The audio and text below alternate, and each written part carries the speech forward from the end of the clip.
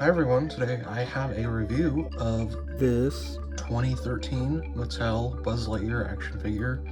This, I believe, was only released internationally, and by internationally I mean not the US. This came from Canada, and I'm pretty sure they sold these in Europe and Australia and I'm assuming maybe Asia. From pictures and like what I saw online, I thought he was going to be much bigger than this.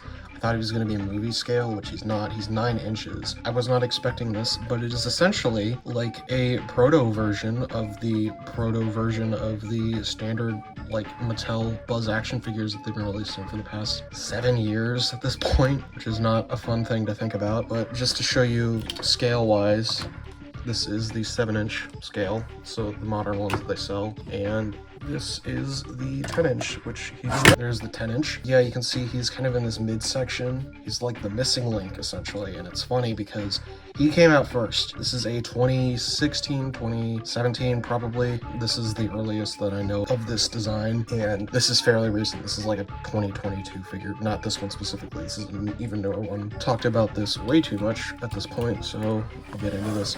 I will say this Buzz is super loose in terms of like joints and whatnot. So his head is like,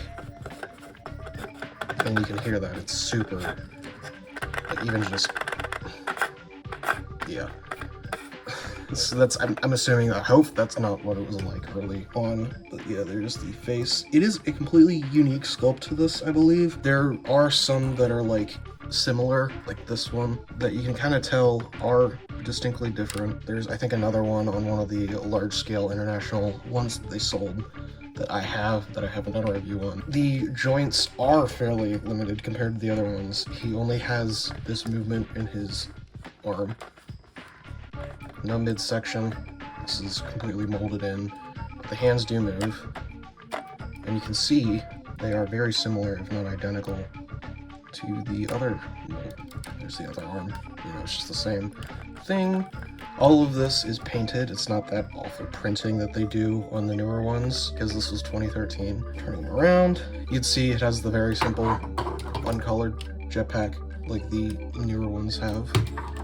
And the jetpack specifically, I think, is very interesting because I believe it's based on one of the other 12-inch scale Buzz figures that Mattel made internationally. But these are supposed to be the old wing design where they just pop out instead of going out and up like the modern ones do. Or I guess not the modern ones anymore, but the Toy Story 3 Thinkway ones, you know, the movie accurate act. So I think it's interesting that they decided to use this design because it's a modern design otherwise. These stickers, I believe were not supposed to be like, I would hope they're not supposed to be like this. I don't know what happened to the glue, but just over time it's gotten to the point where you can actually move these stickers around. I don't want to do it. They are loose enough that you can like mess with them, which is not, and they're sticky. They're really gross and sticky and yucky. Ugh. The waist does rotate.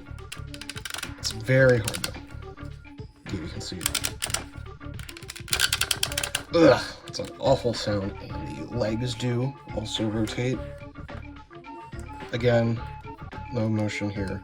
This is just very solid joint. Same with the feet, which I mean is expected with these figures. But yeah, otherwise that is basically it for this Buzz. He is a very simple figure, but I just think in terms of how these have been released, he is a very interesting one to look at. And also, I don't believe he was in America, so I got an international Buzz now. Hell yeah. But yeah, that is it for this. Like and subscribe if you want, and I'll see you later.